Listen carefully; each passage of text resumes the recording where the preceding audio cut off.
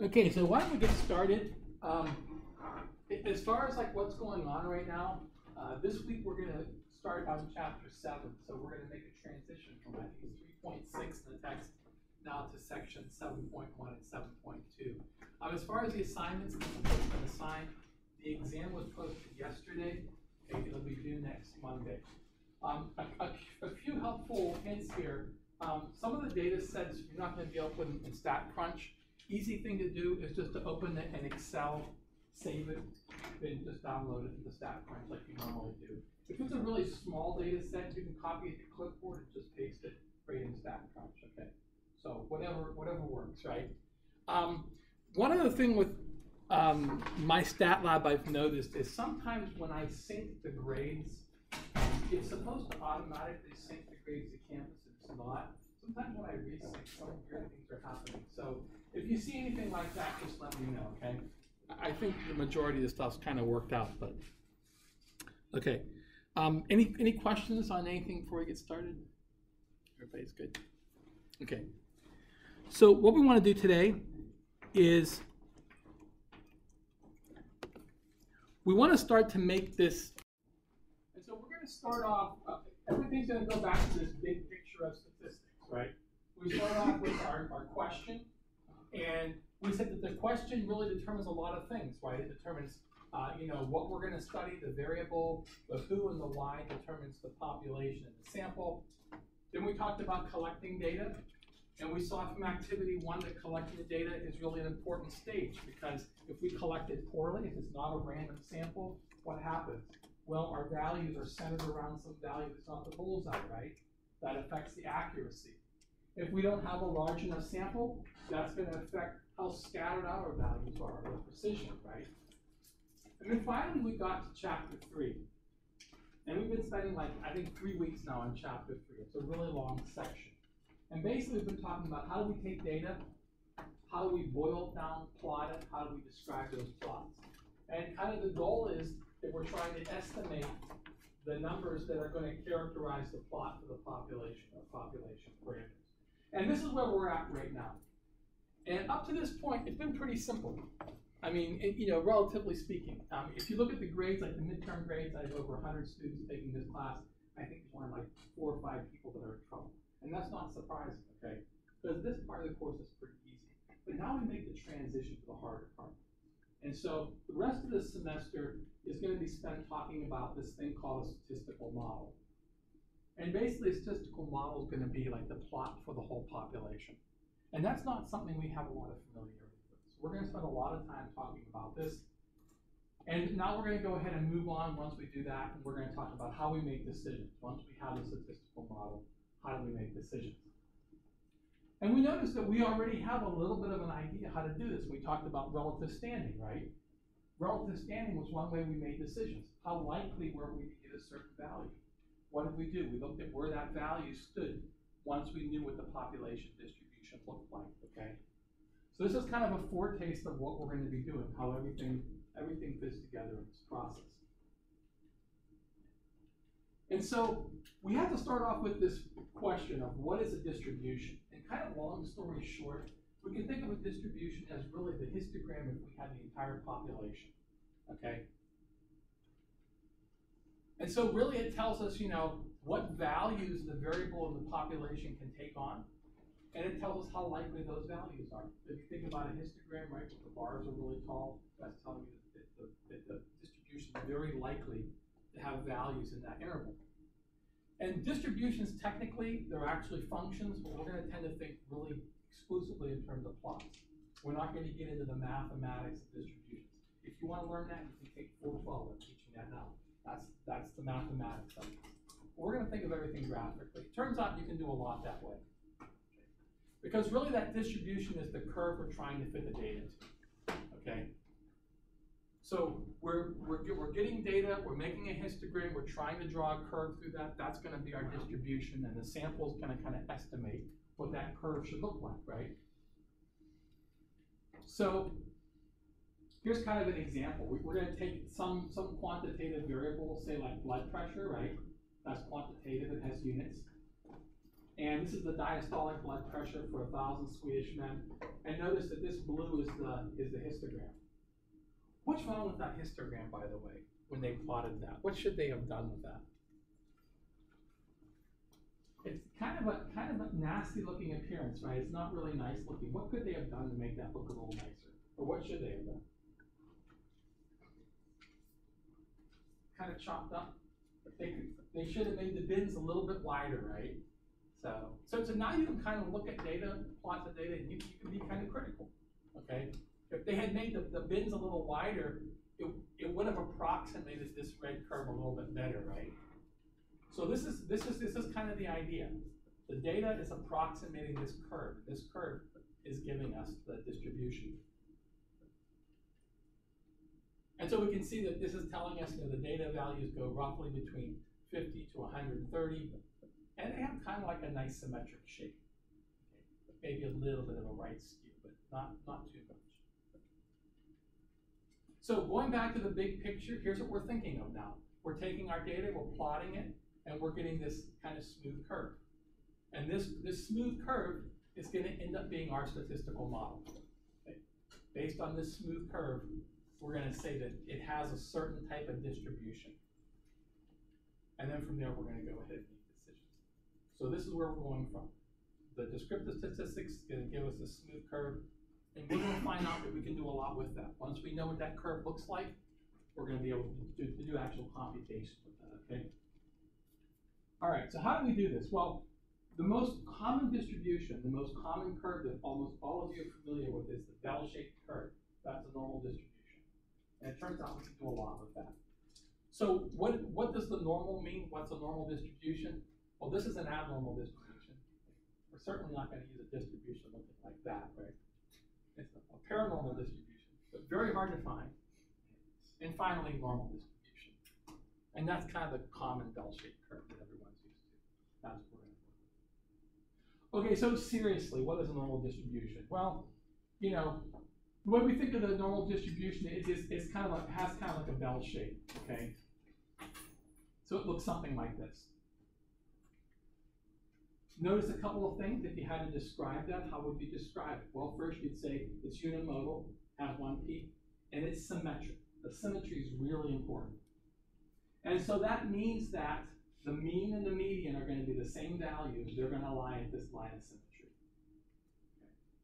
That's kind of the basics of what it looks like. So normal distribution occurs a lot. In finance, for example, when you look at stock prices over a fixed period of time, they tend to be normally distributed with respect to the gains and losses. That's kind of what you'd expect in the short term for stock market, right? The values are going to kind of oscillate around some fixed value. So if you look at stock returns, for example, this is a percentage average yearly return for some stock. It looks kind of like a bell-shaped curve. When we did the log returns for the S&P 500, that was actually over a very long period of time. That had a bell-shaped curve too, okay? if you're looking at manufacturer's claims. So you buy a bunch of Oreo cookies, right?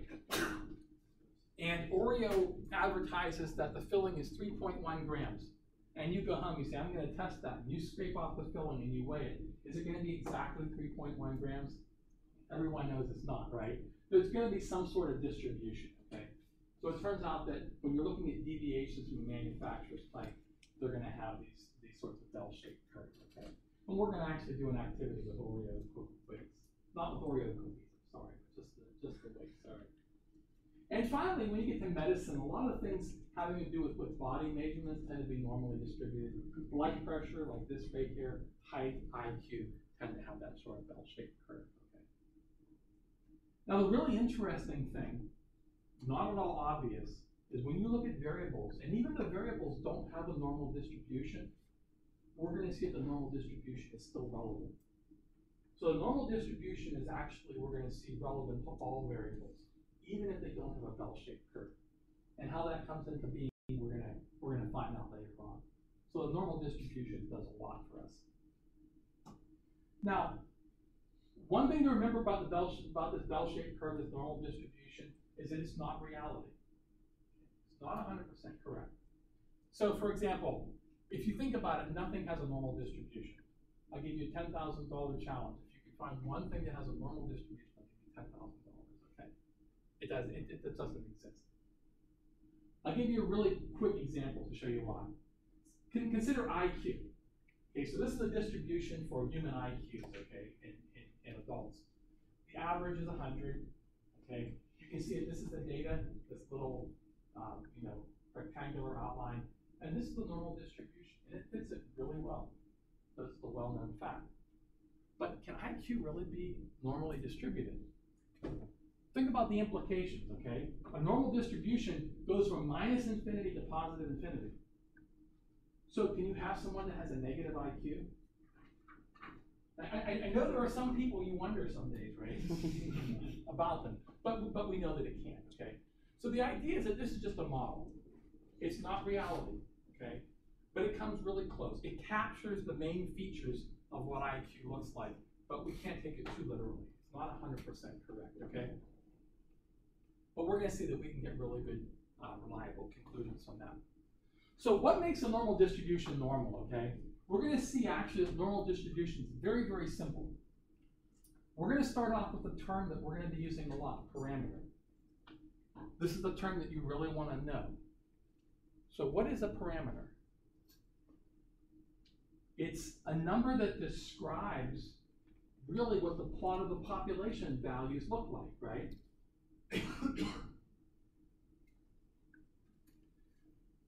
Now, think back to when we made plots with histograms.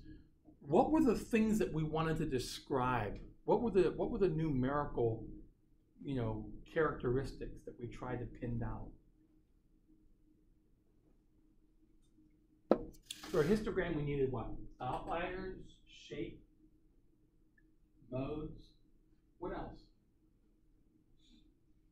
The two most important things. I'm sorry? And what were they measures of? They were measuring what? The median. They were average, right? They were looking at the center, right? They were telling us where the values were centered around, so we want a center. And besides the center, though, what else do we need to know to really characterize a distribution? Standard deviation. The width, the spread, right? Standard deviation is one measure. So that Jack and Jill, right? They were both almost at zero, but had very different distributions, very different types of shooters, right? So these are two parameters. The center of the distribution and the width. And usually we give them by the mean and the standard deviation. We're going to see that that's going to be for us, when we're talking about the normal distribution, we're going to use the mean and the standard deviation.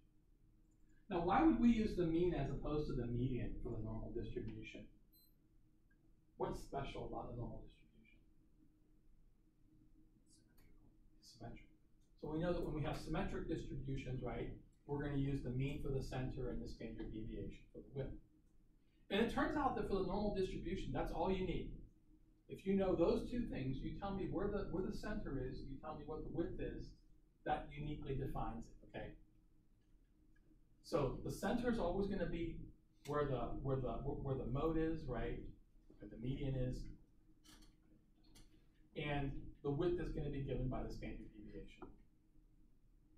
Let me ask you a question. As the plot gets wider and wider, should the standard deviation go up or go down?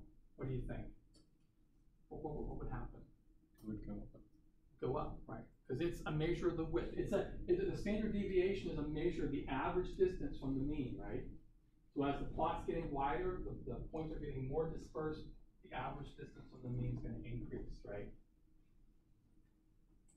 So let's do a real quick test of our knowledge. So here's a plot of 3 normal distributions, right? Kind of bell-shaped. And here's 3 sets of parameters, and each set of parameters matches one of these.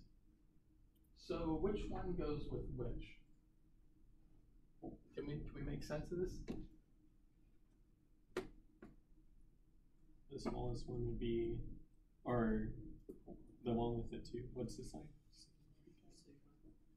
Well, sigma, okay, that's the population standard deviation. Which one should that go with? That would go with the thinnest. Notice they all have the same mean, right? They're all centered at the same value, 0, right? They only differ in the standard deviation, so you're right. The thinnest should have a standard deviation of 2, the next thinnest 4, and finally the one that's really wide has a standard deviation of 8. Piece of cake, right? All right. Any questions on that? Everyone should know what mu and sigma are. Okay. What is mu again? Population. Population mean. How do we know that this is the population mean? It's a Greek letter. Remember, the population's unknown to us. It's all Greek to us, right? So we're going to use Greek letters. Good.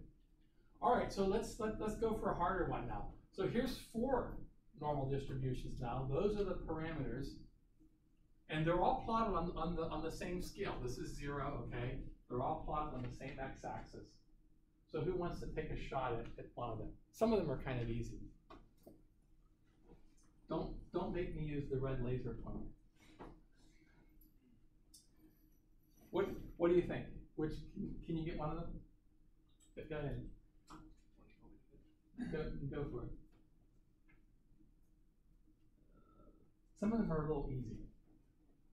D is probably the first one. 2. So this one here for D? No, the one Here? Okay. And why do you say that?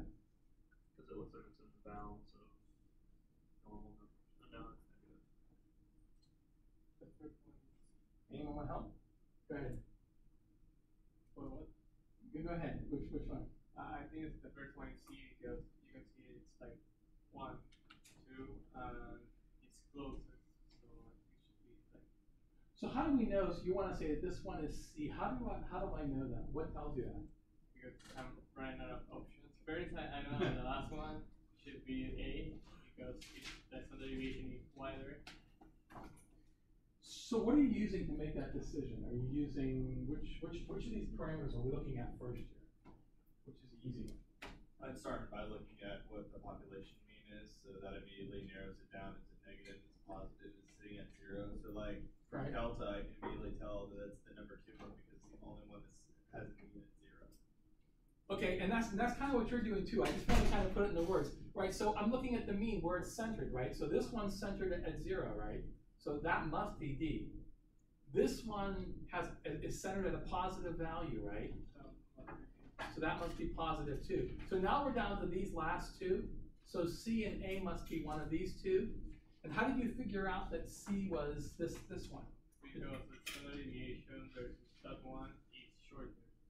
That's right. It's smaller, and that's a thinner, right?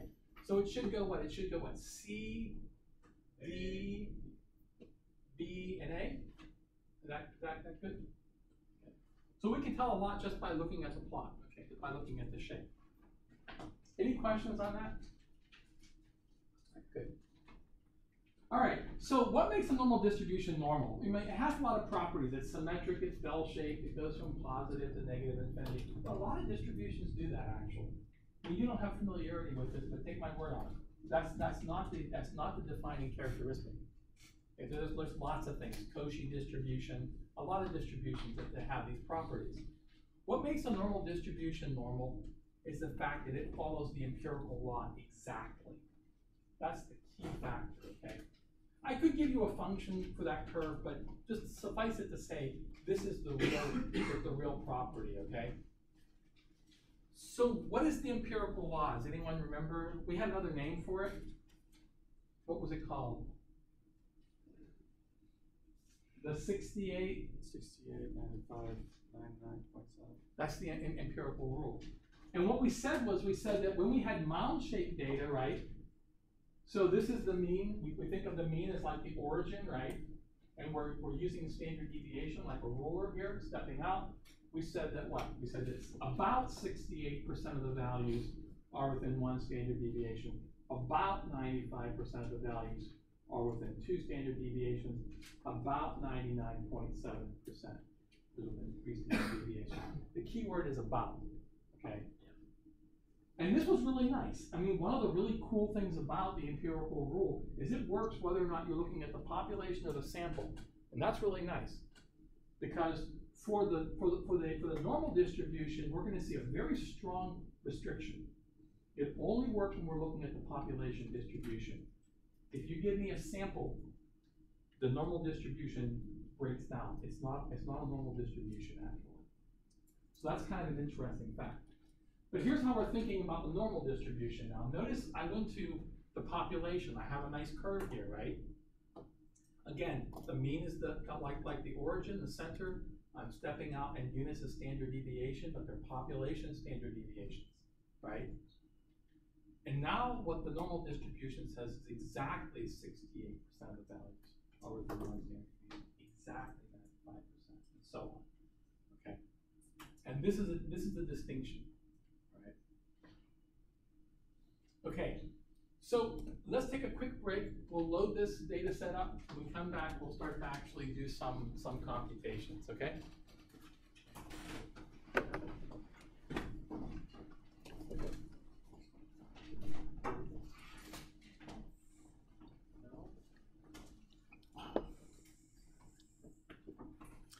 When we come back, we'll start to roll with you, okay? All right, thanks.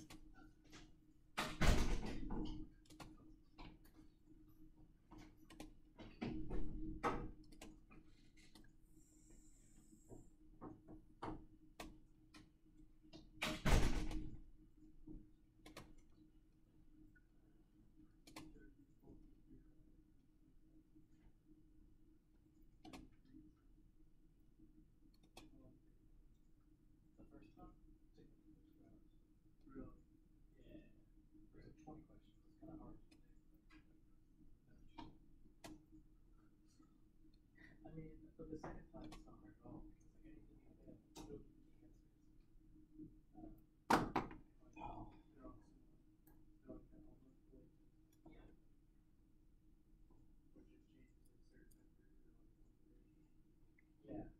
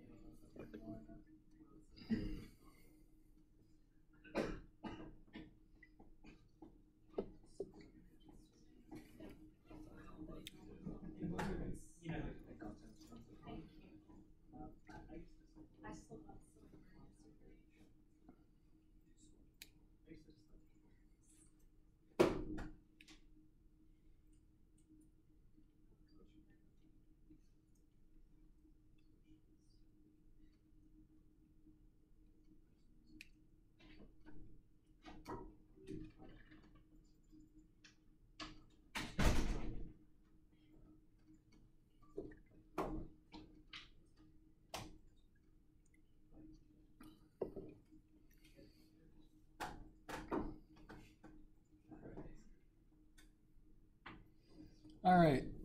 Are we all re-energized and ready to go? That was a rhetorical question, by the way. All right, let's get going. So we got this great, fantastic normal distribution. What can we do with it, okay? First thing we're going to do is we're going to compute probabilities. But we have to kind of, there's a couple of things that we're going to have to change our way of thinking. For example, when we were dealing with z-scores, that kind of was a little bit of a paradigm shift in our mind. We started looking at data values in a different way. Now we're going to start looking at probabilities in a totally different way. So I think I asked this question before. I said, what is the probability that you find someone 6 feet tall? Does anyone remember what the answer was? It was 0. And why? Because they have to be exactly 6 feet tall. And so you might say that's really stupid. You know, the answer was because they have to be exactly 72.00000. And you might say that's really dumb. I know lots of people 6 feet tall, and besides, we can't even measure that precise, right? So it's kind of a stupid question. It is. Okay. But again, remember, we're not working. This is not reality. It's a model. Okay. So if we're going to accept this model, that this normal distribution or these nice curves really do represent what we're looking at, we have to go along with this. Okay. Even though we know logically, you know, this kind of doesn't make sense, right? So here's kind of the main concept. The first thing we have to realize is that if we're going to work with these distributions, the probability that we get a specific value is 0. So we have to kind of throw away our desire to compute the probability for just a single value. It's not going to make sense. So instead, we have to ask, well, what can we compute the probabilities of? So using height for an example, was there anyone who was like really tall as a child that went to the doctor? Anyone here that's really tall as a, obviously not me, yeah? And you went to the doctor, and what did they do? They measured you, and what did they say? Do you remember? Showed me a chart compared to the average. Right. They looked at your relative standing, right? And so what they did was they said what percentile you were in. Okay. It doesn't make sense to talk about somebody 6 feet tall, but it does make sense to talk about a percentile. What is the percentile again of a value? Anybody remember? We said the percentile of a value is what? What percent of the population? That's right. So the percentile of some data value x is equal to the percentage of values less than x.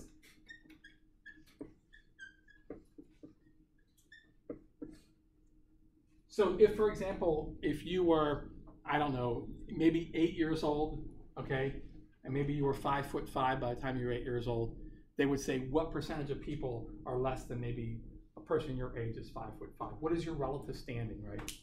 And if it's like the 98th percentile, that means you're really tall for that age, okay? So the point is that it does make sense to talk about percentiles. And this is where we're going to have to change our thinking. We can't talk about the probability of getting a specific value. We're going to have to talk about percentiles. We're talking about probabilities. That's the first sort of paradigm shift we're going to have to make. So here's the second paradigm shift. How do we compute these percentiles, okay? Here's how we're going to start to think about this. Remember when we did the work with the empirical distribution? There was a fact I didn't tell you at the beginning because I wanted you to work through this. It was a fact that the area under that whole curve was 100% or 1, right? So we're going to start thinking of these distributions, and we're going to think that the probability under that whole distribution curve is 1. And now we're going to come to this fact. And this is something that's not obvious, maybe if you thought about it for a long time. But we're going to start using this fact a lot. We're going to start thinking of probabilities as areas. Very different way of thinking about probabilities. So if, for example, I want to talk about the probability that the random variable is between these two values, okay? So I randomly reach in a bag, I draw a random variable, and its value is somewhere in this interval. The way I'm going to think about that graphically now is I'm going to draw the distribution for that random variable, find the two values, and this probability is going to be this area. Okay? So the probability that the random variable takes on a value in this interval is equal to the area under the curve in that interval. So that purple area is valid probability. And nobody thinks this way naturally. We don't think about probabilities this way naturally. We have to kind of change our thinking here. Now, how does this relate to percentiles? Well, now there's a really nice kind of geometric interpretation. We can think of percentiles as the area in the tail of that value, okay? So if, for example, I'm given some distribution and I'm interested in the percentile of this value x, right? What I'm interested in is the percentage of the population that's less than x, right? So I want to know what is the probability that a randomly chosen value is going to be in this interval. So I'm going to shade in that area, okay? Oops. And this is going to be the percentile. The area in the left-hand tail of this data value is now the percentile. So now we have a way of thinking about percentiles. They're areas in tails. And we're going to use this a lot. This is going to be a really common way for us to think about it. Okay? So any questions about this slide or anything that seems strange or weird or just want to discuss more? It takes a little while to get used to. Okay. Now, we already know how to do some of this, okay? For example, the empirical rule tells us how to compute some percentiles, right? So, for example, you know, if I want to know the percentile of, say, this value right here. So this is, so let's suppose this has a normal distribution now, and this value is 1 standard deviation below the mean. Could I figure out the percentile for that value using the empirical rule? I hear yes, that's the correct answer. How would I do that? Let's go ahead and sketch this out, okay? So here's the random variable. This is my mean, it's at the center, right? I'm going to step out in units of standard deviation.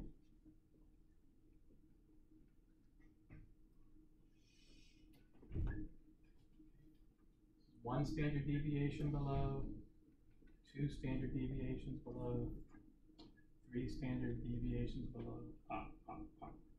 What should be 69 divided by 2? What?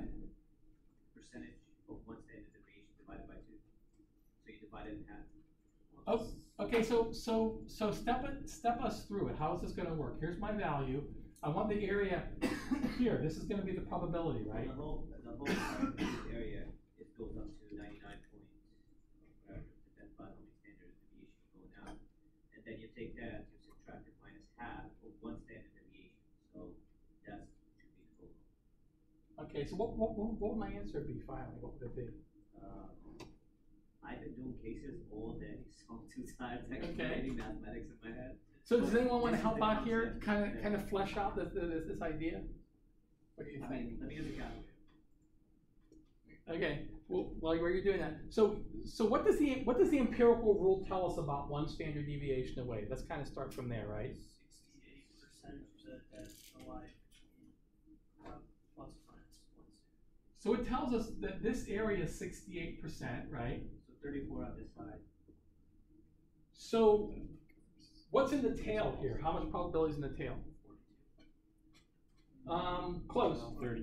32, right? Yeah. You're having a day like me. I've been doing it all day. Right. So there's 32 total. Now we can use symmetry, right? How do we use symmetry? Divide by 2, right? So this is 16%. So this data value is the 16th percentile, right? Okay? The probability of choosing a value less than this is 16%. Now, what's wrong with the empirical rule? Why isn't the empirical rule the be-all and end-all? Well, it only works if you know what data value is in nice. Go ahead. No, go ahead. Well, no matter what you do, you would never get accuracy. I mean, because you go by probability, as you said, it's a balance. So No. For the normal distribution, it actually is exact, But we have to have a value to go by exempt. I'm sorry? You have to have a value to get an exempt. Okay. So like you say, you don't have a value. So here's actually a problem. Notice it only works for 7 values, right? It works for the mean. Watch what finger I use there. It works for the mean, and it works for 3 standard deviations on both sides. But what did we just say? We said the probability of getting one of those values is what? 0, right? So you might say, well, it's totally useless, okay? I mean, what if I wanted to find the percentile for this value? The empirical rule won't work, right? This is a nice number of standard deviations away. So what do? Give up, right? No, we don't give up. We use technology. That's right. Okay. So we're going to use stat plus, okay? All right. So here's what we're going to do. Let's do a computation using the SOB data set, okay? So if I want to know, if you look at this for a second, if I want to know the percentile for 31,000, we're going to see we can't use the empirical rule. Let's just sketch this out, okay? So the SOB, we said the prices for the SOB in that data set had a mean of, we said 29,500, right? And the standard deviation was 3,500. So let's just sketch the distribution, what it looked like. So here's the mean at 29,500. One standard deviation above is going to be what, 33,000, right? Then 36,500, and finally 40,000.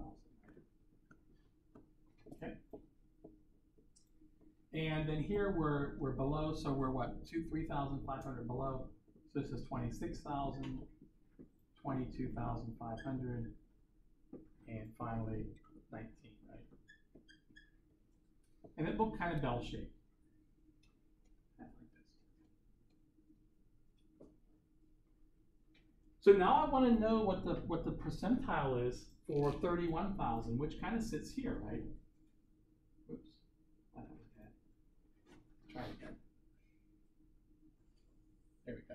31,000. So I don't have an empirical rule that will help me now, right? But I can kind of estimate, right? What's an estimate for the percentile? How could I kind of estimate? It's halfway between the set first standard deviation and the mean. Okay, yeah, so it's kind of halfway between. So what would the percentile for this one be? Go ahead. For that. Right. It's actually the median, right? Okay. So this will be the 50th percentile. And we know, like we said before, we know that what? We know that 68% is in here, right? So there's 34% on both sides. Okay. So this is the 84th.